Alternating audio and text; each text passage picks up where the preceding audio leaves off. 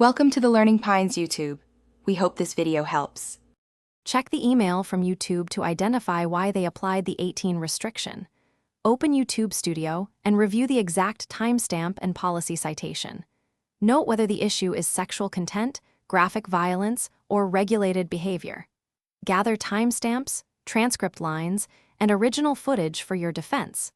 Export the video transcript and mark the 3 to 5 suspect segments that triggered the action. Keep a copy of the original upload file for reference and edit out or blur the problematic segments, then upload a new version. Replace graphic shots with safer footage or use a bleep and a blur. Re-export at the original resolution and keep file names consistent for reference.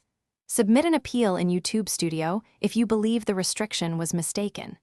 Request a manual review and include exact timestamps and context from your transcript.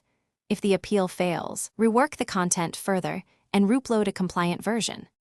Use accurate metadata and avoid sensational thumbnails that imply mature content.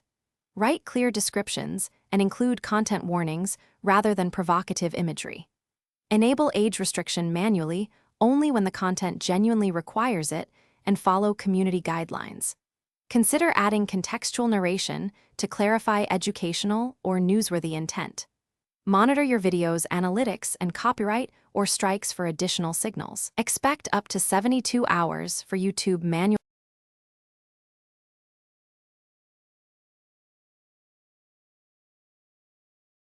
Thanks for watching.